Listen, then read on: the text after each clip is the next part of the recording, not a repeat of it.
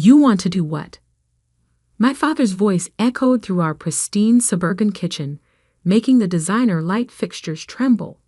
His face, already red from his third scotch of the evening, darkened to an alarming shade of purple.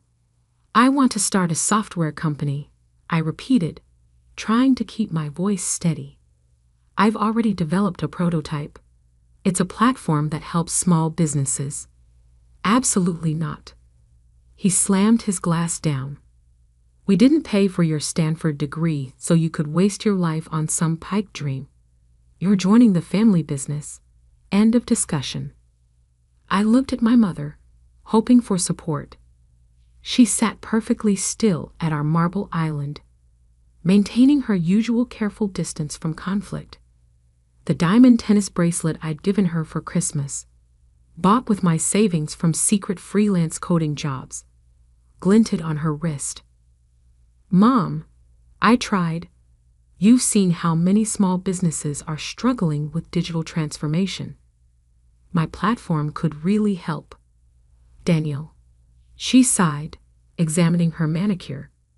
Your father's right. This tech obsession of yours, it's not practical. Norton Industries needs you. The company's been in the family for 3 generations. What they really meant was that Norton Industries, our family's industrial supply business, was failing. They needed my programming skills to modernize their outdated systems, to help them compete in a rapidly digitizing market. But I had bigger dreams. I'm not asking for money. I said, I have savings. I just need some time, Toe. Time. My father barked out a laugh. You want time to play with computers while real businesses are at stake. While your sister is already making partner at her law firm. Ah, yes, my perfect older sister Sophia. Harvard Law, youngest partner in her firm's history, married to a surgeon. The standard against which all my failures were measured. This isn't playing, I insisted. I've already got interest from potential clients. Small businesses need affordable software solutions, and the big tech companies aren't serving them. My platform cooled. The glass shattered against the wall inches from my head. Enough! My father roared, whiskey dripping down the expensive wallpaper. You have a choice. Join Norton Industries on Monday or get out. See how long you last without our support. My mother flinched at the noise, but said nothing. She never did. I looked at them both, my father trembling with rage, my mother avoiding my eyes, and made the decision that would change everything. I choose out. What? I'm leaving. I stood up, surprisingly calm. Good luck modernizing Norton Industries without me. You ungrateful. My father started toward me, but I was already heading upstairs. I had known this moment might come. My backpack was already packed with essentials, laptop, portable hard drive, 2 changes of clothes. My important documents were safely stored in a safety deposit box. Most of my savings were in an account my parents couldn't access. You have 1 hour. My father shouted up the stairs. Then I want you out of this house. I grabbed my emergency bag, my favorite hoodie, and took one last look at my childhood bedroom. The walls still displayed my coding competition medals, science fair awards, the framed article about the app I developed in high school that had caught Stanford's attention. My phone buzzed. A text from my best friend Marcus. Operation Escape still on. Happening now, I typed back. Plan B initiated. Marcus and I had gamed out this scenario months ago, when I first decided to pursue my startup dreams. He had a small apartment above his family's restaurant where I could crash until I got on my feet. As I headed for the door, my mother finally spoke. Daniel, please. Be reasonable. Your father only wants what's best. No, I cut her off. He wants what's best for Norton Industries. There's a difference. I walked out without looking back. The first night in my car was surreal. I'd parked on a quiet street 2 blocks from my parents' house, close enough to maintain a strong connection to their high-speed Wi-Fi network, which I'd installed and secured myself, far enough that they wouldn't spot me. My laptop glowed in the darkness as I continued coding, the familiar rhythm of keystrokes drowning out the voice in my head that whispered I was making a huge mistake. "You sure about this?" Marcus asked when he brought me dinner. "Is Mother's incredible pad thai? My couch is still available." I shook my head, showing him my workspace, laptop, mobile hotspot for backup internet, power bank for emergencies. I need to stay mobile for now. Can't risk them finding me and trying to force me back. He peered at my screen. "What exactly are you building?" I pulled up my prototype's interface. I call it Smart Start. It's an all-in-one digital platform for small businesses. Point of sale, inventory management, customer relationships, online presence. Everything they need to compete in today's market, but simplified and affordable. Like what your dad's company needs? Similar, but designed for smaller businesses that can't afford enterprise solutions. I thought of all the local shops I'd seen struggle and fail because they couldn't keep up with digital transformation. There's a huge market being ignored by big tech. Marcus nodded slowly.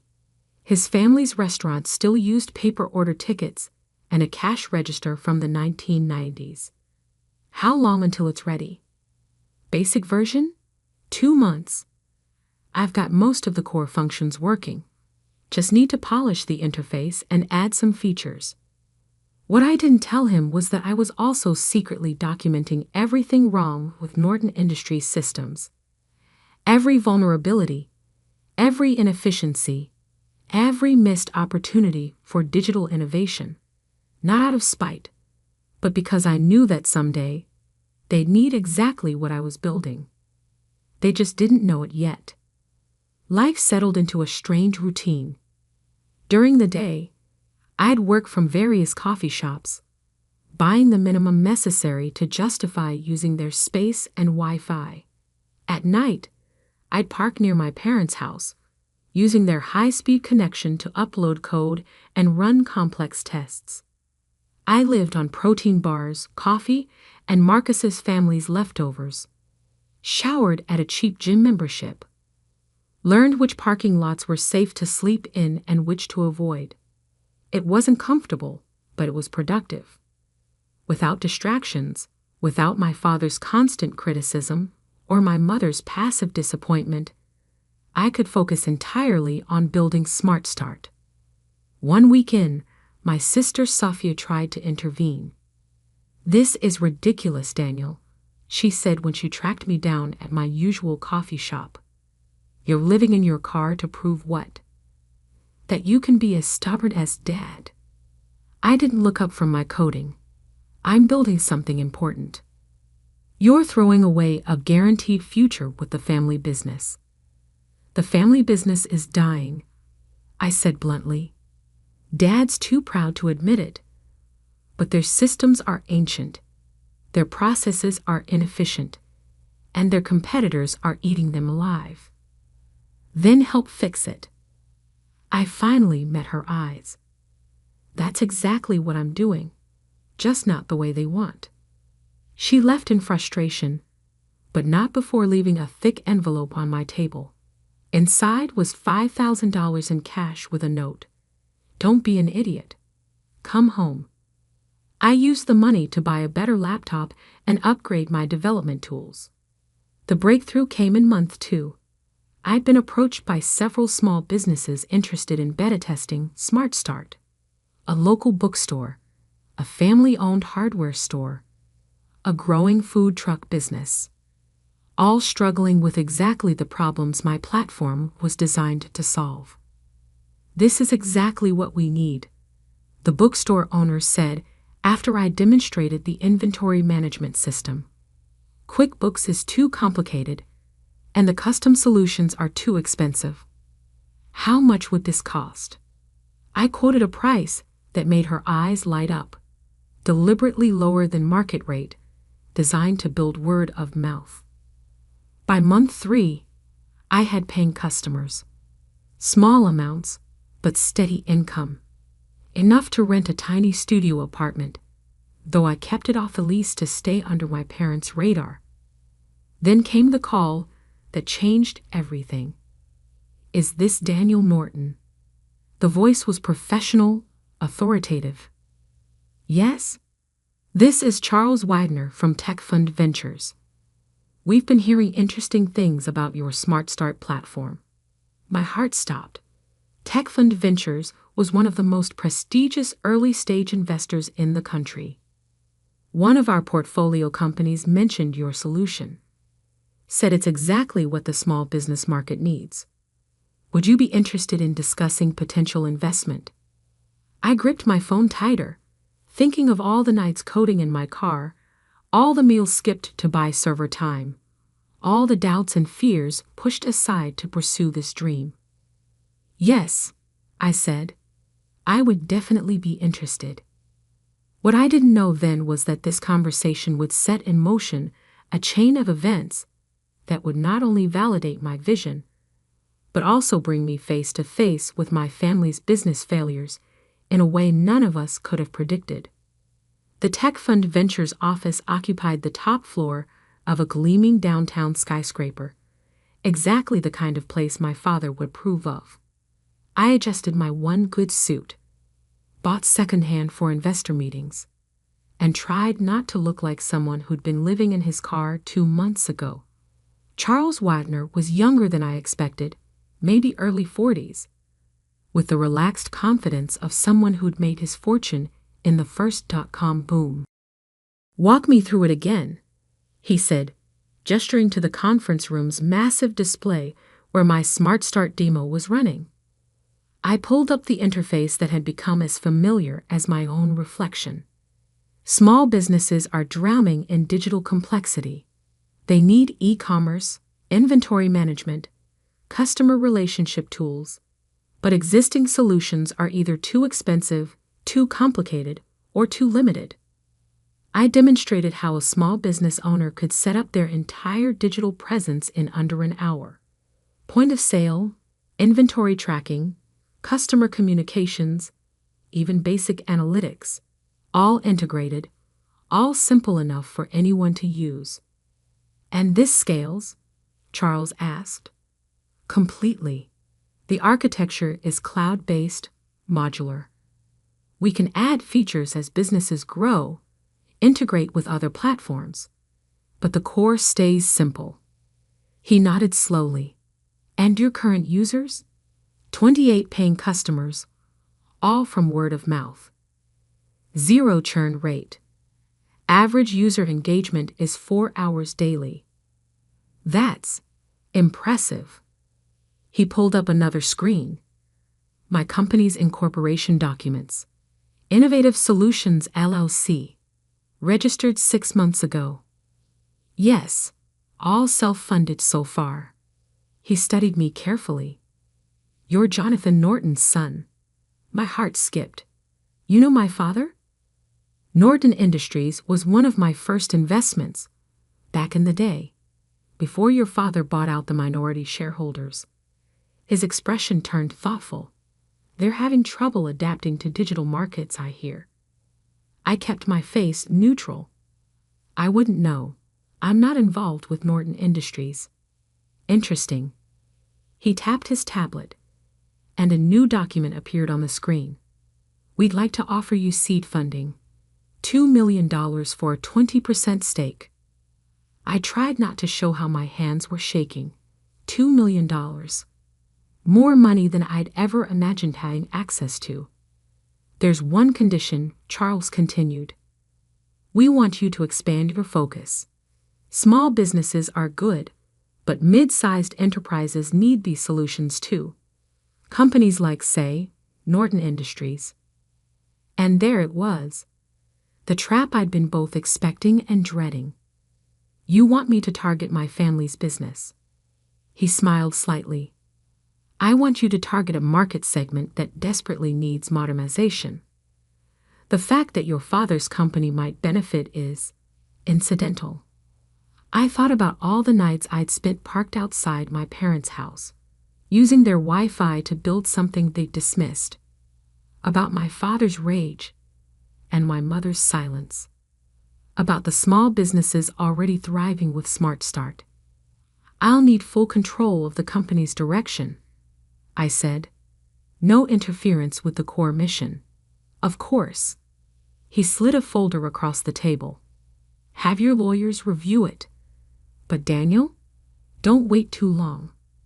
This market won't stay open forever. I signed the deal 3 days later, after my sister Safia, still a better lawyer than she knew, reviewed every clause. You're really doing this, she said, handing back the marked-up documents. Going directly against Dad's business. I'm building something that could save his business, I corrected, if he's willing to see it. She shook her head. You know he won't. Not coming from you. She was right, of course, but I had a plan for that too. The next 6 months were a blur of scaling up. I rented real office space, a converted warehouse that would have given my mother a heart attack. Hired developers, designers, sales staff. Marcus came on as head of customer success, his experience with small business owners proving invaluable. Smart Start grew faster than even Charles had predicted. Word spread through business communities about the platform that actually delivered on its promises. Our user base exploded from dozens to hundreds, then thousands. Then came the article that changed everything. Digital David versus Goliath. How Smart Start is disrupting enterprise software. The tech press had finally noticed us. The article praised our innovation, our focus on user experience, our ability to help small businesses compete with larger corporations. It also mentioned, almost as an aside, that I was the estranged son of Jonathan Norton. My phone rang minutes after the article went live. Sophia. Dad's furious, she said without preamble. He's calling an emergency board meeting. Why? Smart Start isn't competing with Norton Industries. No, but 3 of their biggest customers just announced they're switching to your platform. I sat back, stunned. We've been so focused on small businesses, I hadn't noticed the mid-sized companies starting to adopt Smart Start. There's more, Safia continued. Their latest quarterly numbers. They're bad, Daniel. Really bad. The board is talking about forcing Dad out if he doesn't modernize their systems. I pulled up Norton Industries' public financial reports. The numbers were worse than I'd imagined. Their stock had dropped 40% in 6 months. Customer churn was accelerating. Their ancient software systems were literally driving them toward bankruptcy.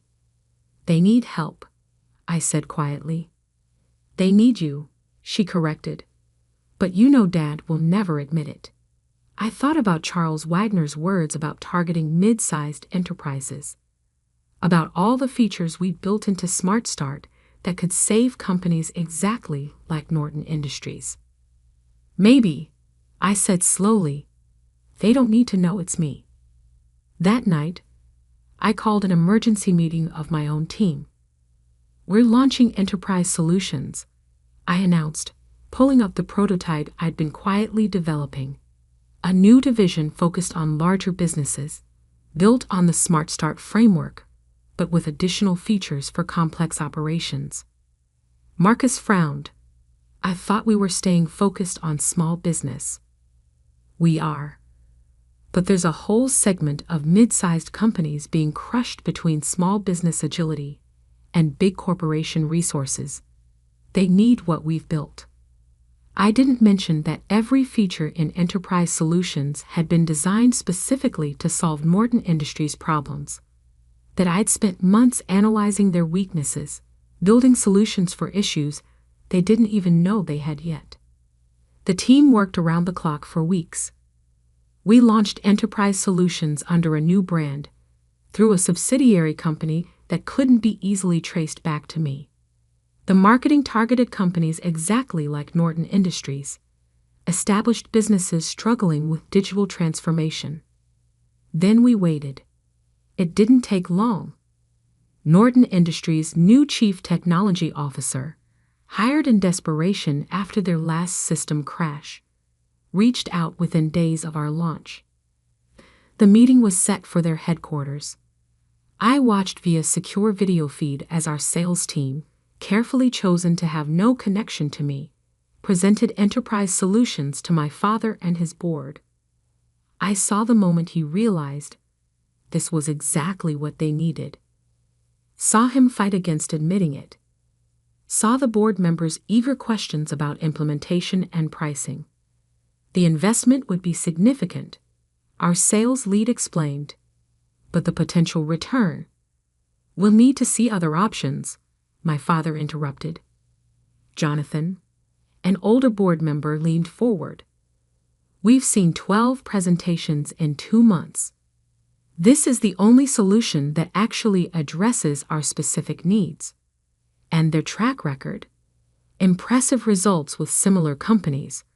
Another board member chimed in. My cousin's manufacturing business switched to their system last quarter. Saw immediate improvements. I watched my father's face as he realized he was losing this fight. The board wanted change. Their customers demanded it. Enterprise Solutions was their best chance at survival. Fine, he growled. Start the procurement process. I closed the video feed, feeling strangely hollow. I'd done it. Created exactly what Norton Industries needed. Proved my vision was right. So why didn't it feel like victory? The answer came 3 days later when Sophia called again.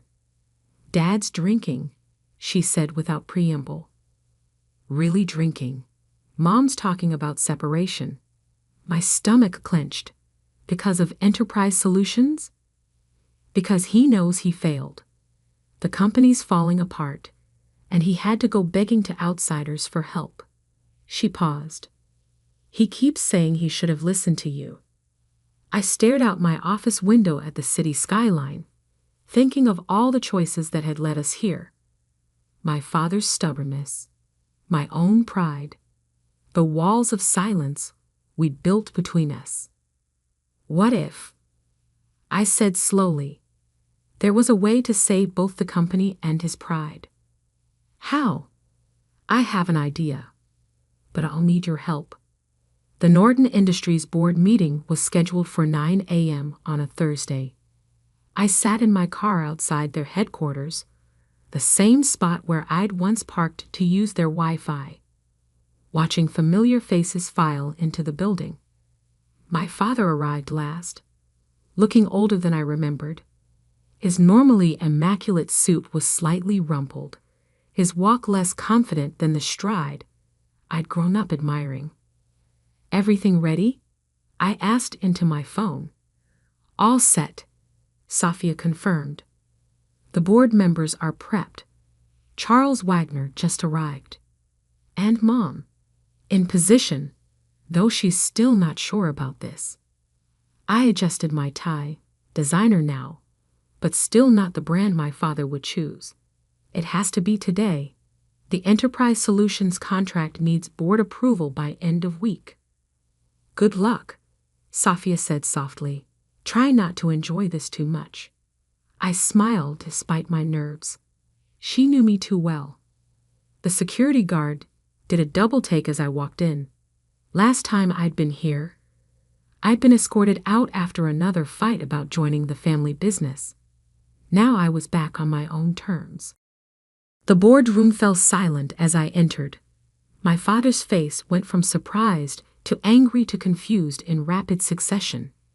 Charles Wagner, sitting near the head of the table, merely nodded as if he'd been expecting me. What are you doing here? My father demanded. I'm here to discuss the Enterprise Solutions contract, I said calmly, placing my laptop on the table. This is a closed board meeting. Security. Actually, Charles interrupted smoothly. Mr. Morton is here at my request. As the majority investor in Enterprise Solutions, I believe his input is crucial to this discussion. My father's face went pale. You? What? I connected my laptop to the display screen, pulling up a familiar interface, but not Enterprise Solutions. Instead, I showed them the original Smart Start dashboard, complete with my earliest notes and sketches. I started building this the day you kicked me out, I explained. Using your Wi-Fi, actually, since I was living in my car at the time. The board members shifted uncomfortably. My mother, sitting quietly in her usual corner seat, finally looked directly at me. Smart Start grew faster than anyone expected, I continued. Small businesses loved it because it solved real problems simply and affordably. But I knew larger companies needed similar solutions. I switched to the Enterprise Solutions interface. Every feature in this system was designed specifically to address Morton Industries' challenges. The inventory management, the customer tracking, the integration capabilities, all built based on intimate knowledge of what this company needs. You've been spying on us? My father's voice shook with rage. No, I've been trying to save your company. The same company you wanted me to join, but only on your terms. Charles Wagner cleared his throat. The board has reviewed Mr. Morton's proposal. Enterprise Solutions isn't just a software platform, it's a potential merger opportunity. My father's head snapped up. Merger? I pulled up new slides, the detailed merger proposal I'd spent weeks preparing. Smart Start Technology would acquire a controlling interest in Morton Industries, I explained. But the Norton name stays. The legacy business continues, enhanced by modern technology. And the current CEO transitions to Chairman Emeritus, focusing on strategic partnerships rather than day-to-day operations. The room was absolutely silent. You want to buy my company? My father whispered. I want to save it, I corrected. Transform it into something that honors its history while embracing the future. But it has to happen now, before the market completely passes you by. My mother spoke for the first time. Jonathan, listen to him. He turned to her, startled. In 30 years of board meetings, she'd never spoken up. I've seen what Daniel built, she continued. What he sacrificed to build it.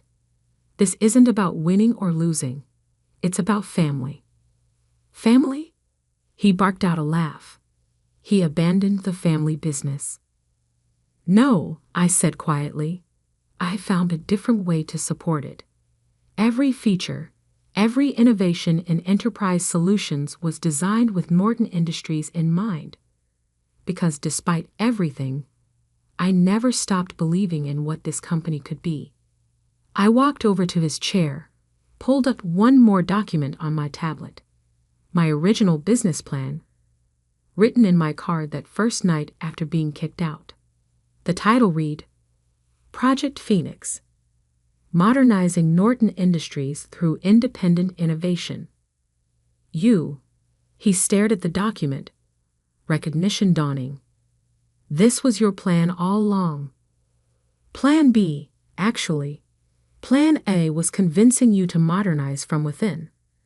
But you weren't ready to listen then. Charles Wagner stood up. The board needs to vote on this merger proposal by end of day. I suggest we take a brief recess to process this information. People filed out, leaving me alone with my father.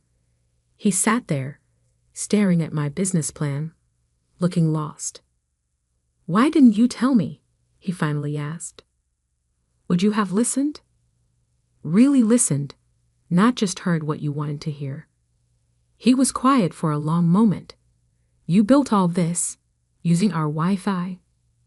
I couldn't help but laugh. That's what you're focusing on? No, He ran a hand through his gray hair.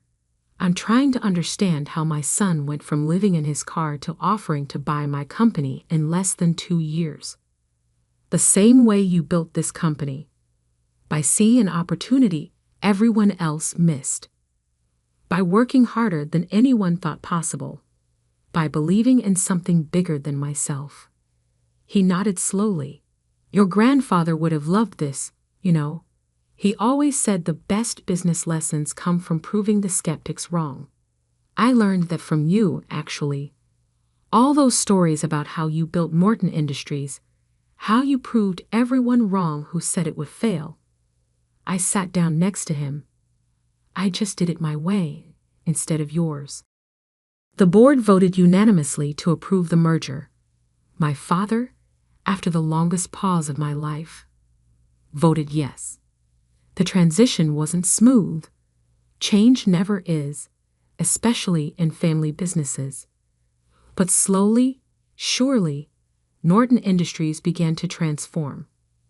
We kept the name, but modernized the brand. Kept the core business my grandfather had built, but enhanced it with technology that helped it thrive in the digital age. SmartStart's innovation combined with Norton's stability created something neither company could have achieved alone.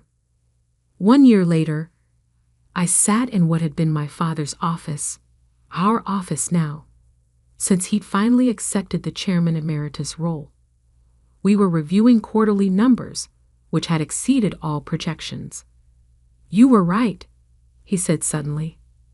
I looked up. About what? About everything. The technology. The market changes. The need to adapt. He met my eyes. I was too proud to see it. Too scared of losing control. And now, he gestured at the tablet, showing our latest results. Now I'm proud of what you built. What we're building together. My phone buzzed. A message from Marcus about a potential new acquisition target. Another struggling family business that needed exactly what we created. Speaking of building, I said, pulling up the proposal. What do you think about expanding our enterprise division? He smiled, the real smile I remembered from childhood, before stress and fear had hardened him. Tell me more. Later that night, I drove past our old house. The Wi-Fi signal was still strong. I'd upgraded their system last month, though they didn't know it.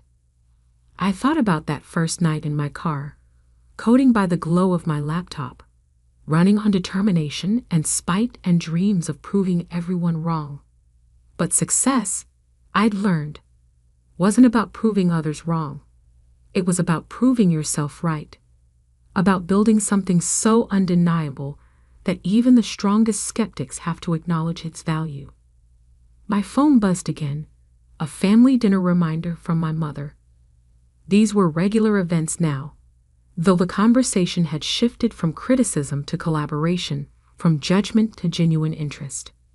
Coming, I texted back. Then, because I couldn't resist, using the Wi-Fi to send this. Her response came quickly. Very funny. Your father says bring the new acquisition proposal. And yes, he's actually smiling about it. I smiled too, thinking of how far we come. From rejection to reunion. From competition to collaboration. From using their Wi-Fi in secret to helping them embrace the digital future. Sometimes the best revenge isn't proving someone wrong. It's helping them become right in a whole new way.